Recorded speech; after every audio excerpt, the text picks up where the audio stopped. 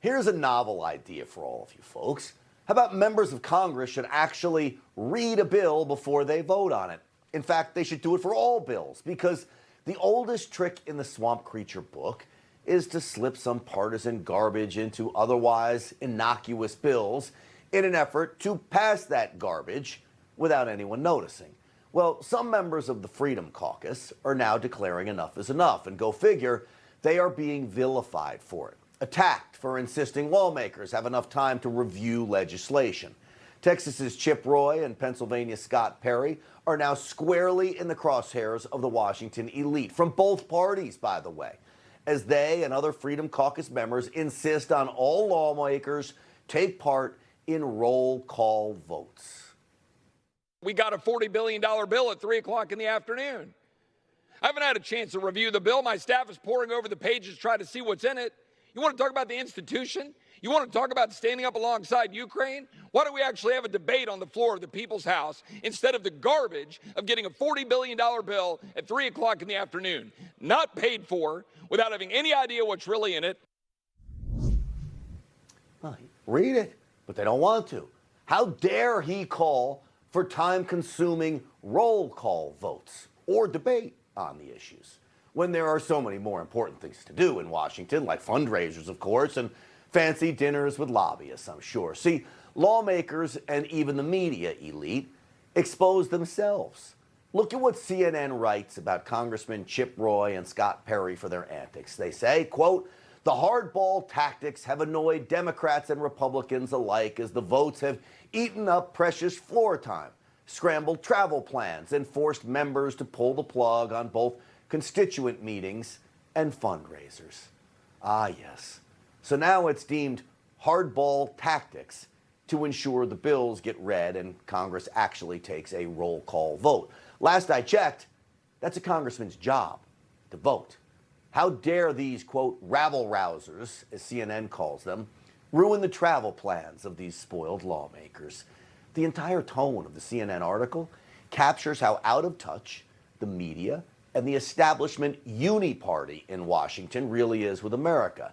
It's not too much to ask to read the bill, all right? But it is now, apparently, for these elitists.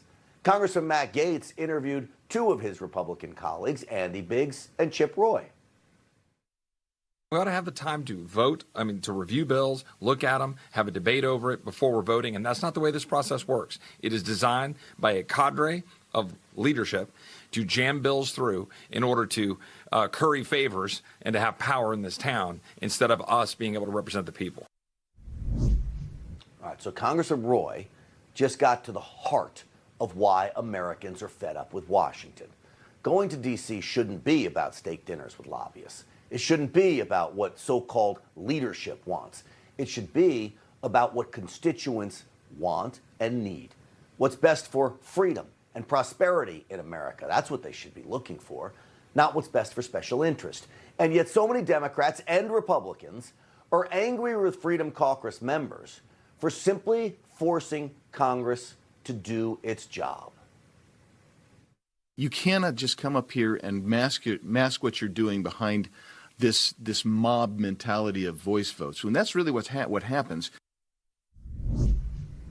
All right, so what he's saying there is when representatives like Biggs and Roy and Perry and others call for roll call votes, those votes are actually recorded. You have to be there, you have to register your vote.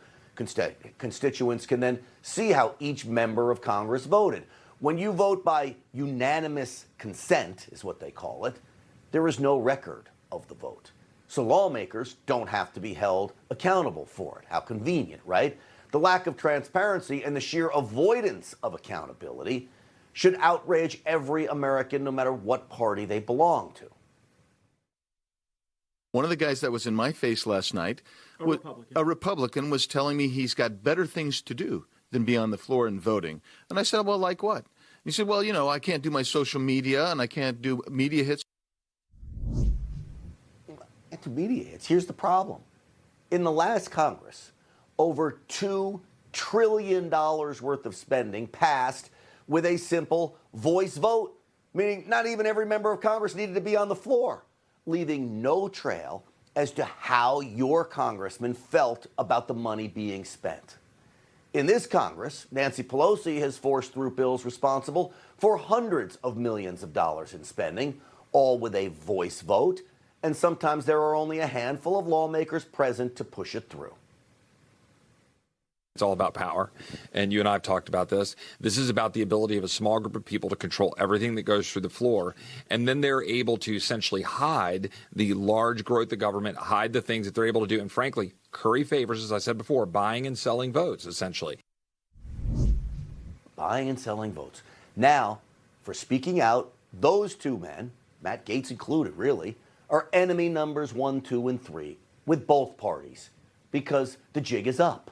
So this is what they're talking about there, the worst of what Washington has to offer. It's a shell game with no accountability. And that is just how the establishment likes it, which is why they are off the chain over the Freedom Caucus's insistence that members of Congress simply do their jobs and be held accountable for it.